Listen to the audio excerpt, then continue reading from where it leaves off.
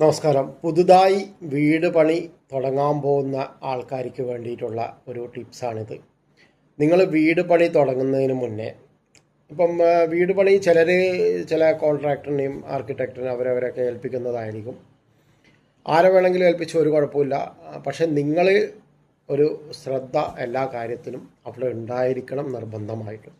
നമ്മൾ പൂർണ്ണമായിട്ടും 100% അങ്ങ് വിട്ടുകൊടുത്ത് ഇത് ചെയ്യരുത്. പിന്നെ അഗ്രിമെൻ്റ് ഉണ്ടാക്കുന്ന സമയത്ത് എല്ലാ കാര്യങ്ങളും കൃത്യമായി വെരിഫൈ ചെയ്ത്, അതായത് തുടക്കം മുതൽ അവസാനം വരെയുള്ള ഏതൊക്കെ കളർ പെയിൻറ് ഉപയോഗിക്കുന്നു, ഏത് മോഡൽ പെയിൻറ് ഉപയോഗിക്കുന്നു എന്നുള്ള കാര്യം വരെ നമ്മൾ അഗ്രിമെൻറ്റിൻ്റെ അകത്തുനിന്ന് കൃത്യമായിട്ട് നമ്മൾ ഒരു കോൺട്രാക്റ്റ് കൊടുക്കുകയാണെങ്കിൽ, അതായത് നമ്മളൊരു സ്ഥലം വാങ്ങിച്ചു, അവിടെ അത് മൊത്തത്തിലൊരാൾക്ക് കോൺട്രാക്ടർക്ക് കൊടുക്കുന്ന സമയത്ത് തുടക്കം മുതലേ ഉള്ളത്, അതായത്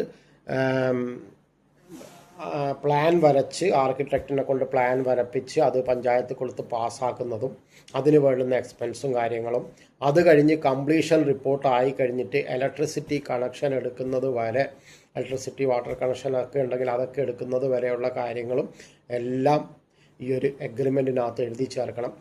പിന്നെ ഇലക്ട്രിക്കലിന് ഏതൊക്കെ ഐറ്റംസ് ഉപയോഗിക്കണം, പ്ലംബിങ്ങിന് ഏതൊക്കെ ഐറ്റംസ് ഉപയോഗിക്കണം, ഫിറ്റിങ്സ് ഏതൊക്കെ വാങ്ങിക്കണം, ബാത്റൂം, ടോയ്ലറ്റ്സ്, ടൈൽസ് കാര്യങ്ങൾ, ഇതൊക്കെ ഏതൊക്കെ ടൈപ്പ് വാങ്ങിക്കണം എന്നുള്ള കാര്യങ്ങളൊക്കെ നമ്മൾ ക്ലാരിറ്റി വരുത്തിയതിന് ശേഷം മാത്രമാണ് നിങ്ങൾ ഒരു കോൺട്രാക്റ്റിൽ സൈൻ ചെയ്യാൻ പാടുള്ളൂ. പിന്നെ പറ്റുമെങ്കിൽ നിങ്ങളൊരു കോൺട്രാക്റ്റിന് കൊടുക്കുന്നുണ്ടെങ്കിൽ അയാളെ വിശ്വാസ്യത ഒന്ന് ആർജിക്കണം എന്നുണ്ടെങ്കിൽ അയാൾ മുന്നേ പണിതൊരു വീട് പോയി ഒന്ന് കാണുക. പിന്നെ പുറമേ നിന്ന് കണ്ടിട്ട് വരരുത്, ആ വീട്ടുകാരുമായിട്ട് ഒന്ന് സംസാരിച്ചിട്ട് വരണം. കാരണം നമ്മൾ വീട് പണിയൊക്കെ കഴിഞ്ഞ് ആഫ്റ്റർ, അതായത് ശരിക്ക് ഒരു വർഷത്തോളം ആ ഒരു കോൺട്രാക്ടറിന് അതിനകത്തേക്ക് 1-2 വർഷത്തേക്ക് എന്ത് സംഭവിച്ചു കഴിഞ്ഞാലും, എന്ത് ഫോൾട്ട് വന്നു കഴിഞ്ഞാലും അവർക്ക് റിപ്പയർ ചെയ്ത് തരാനുള്ള ഒരു ബാധ്യത കൂടി അതിനകത്തുണ്ട്. അപ്പം അങ്ങനെ ഉണ്ടെങ്കിൽ ഒരാൾ വീട് വെച്ച് പുതിയ വീടൊക്കെ ആണെങ്കിൽ അവിടെ അതിനെന്തെങ്കിലും ഒരു ഫോൾട്ട് ഉണ്ടെങ്കിൽ, അപ്പോൾ ആ വീട്ടുകാരോട് പോയി ഒന്ന് സംസാരിച്ച് കഴിഞ്ഞാൽ ഈ കോൺട്രാക്ടർ നല്ലതാണ്, ഇയാൾ നല്ല രീതിയിൽ എല്ലാ മെറ്റീരിയലും ഉപയോഗിച്ചിട്ടുണ്ട്. പിന്നെ പ്രോഫിറ്റ് അവർ സാധാരണ പണിയുമ്പോൾ അവർ പ്രോഫിറ്റ് എടുക്കുമല്ലോ. പ്രോഫിറ്റ് ഒരു 20% എടുത്തോട്ട് കുഴപ്പമില്ല. പക്ഷേ പ്രോഫിറ്റ് 50% എടുത്തു കഴിഞ്ഞാൽ അത് മെറ്റീരിയലിൽ എഫക്റ്റ് വരും. എന്തായാലും എഫക്റ്റ് വരുത്താതെ 50%, ഒരു 20% പ്രോഫിറ്റ് എടുത്തിട്ട് അവർ ചെയ്തോട്ടെ, അത് കുഴപ്പമില്ല. അതിനാണല്ലോ അവർ കോൺട്രാക്ട് എടുത്ത് ചെയ്യുന്നത്. ഒരു 20% പ്രോഫിറ്റ് ഓക്കെയാണ്.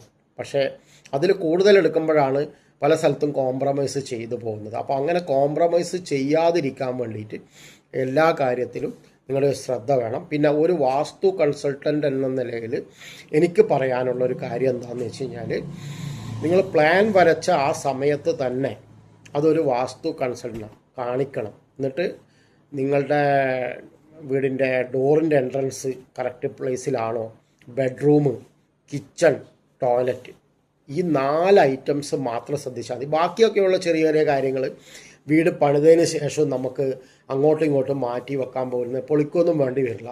അങ്ങോട്ടും ഇങ്ങോട്ടും മാറ്റി വെക്കാൻ പറ്റുന്ന ടൈപ്പേ ഉണ്ടാവുള്ളൂ. അപ്പോൾ ഈ 4 കാര്യങ്ങൾ നമ്മൾ ഒന്ന് വാസ്തു കൺസൾട്ടിങ്ങിനെ കാണിച്ചിട്ട്, ആരെ വേണമെങ്കിലും കാണിച്ചിട്ട്, ഏതെങ്കിലും ഇഷ്ടം പോലെ വാസ്തു കൺസൾട്ടൻ്റ് ഇപ്പോൾ ഉണ്ട്. ഞാൻ ഓൾറെഡി വാസ്തു കൺസൾട്ടൻ്റ് കോഴ്സും കാര്യങ്ങളൊക്കെ കൊടുക്കുന്നുണ്ട്.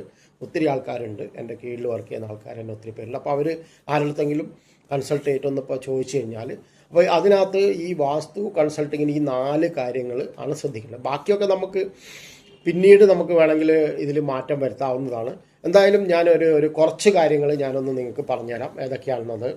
ഒന്നാമത്തത് എൻട്രൻസ് ഡോറ്, പിന്നെ ബിഗ് വിൻഡോസ് ആൻഡ് ബാൽക്കണീസ്, പിന്നെ room locations, staircase and lift വരേണ്ട സ്ഥലം, living room, family lounge, bedroom 1, 2, 3 ഏതൊക്കെയാണോ, ഗസ്റ്റ് റൂം ആൻഡ് ടോയ്ലറ്റ് 1, 2 അത് ഏതൊക്കെയാണെന്നുള്ളത്, പിന്നെ guest toilet, servant toilet, dressing rooms, dressing room 2, balcony, pooja room, meditation room, dining room and store room. ഇത്രയും കാര്യങ്ങൾ നമ്മൾ ശ്രദ്ധിക്കണം. പിന്നെ ആ റൂമിൻ്റെ ലൊക്കേഷൻ കാര്യങ്ങൾ ഒക്കെ നമ്മൾ പ്രത്യേകം ശ്രദ്ധിക്കേണ്ടതായിട്ടുണ്ട്. ഇത്രയും കാര്യങ്ങളാണ് നമ്മൾ ഒരു വാസ്തു കൺസൾട്ടിന്. കാർ പാർക്കിംഗ് ഏരിയ, പിന്നെ നിങ്ങൾ ജിമ്മ് കാര്യങ്ങൾ, എക്സസൈസ് അങ്ങനത്തെ ഒക്കെ ചെയ്യുന്നുണ്ടെങ്കിൽ അതിനുള്ള ഒരു ഏരിയയും കൂടി നമ്മൾ പ്രത്യേകം കാണണം. ഡൈനിങ് റൂമിന് ഏരിയ, ജിമ്മ് അല്ലെങ്കിൽ യോഗ കാര്യങ്ങളൊക്കെ ചെയ്യുന്നുണ്ടെങ്കിൽ അതിനൊരു സ്പേസും കൂടി നിങ്ങൾ കണ്ടെത്തേണ്ടതാണ്. ഓക്കെ, നമസ്കാരം.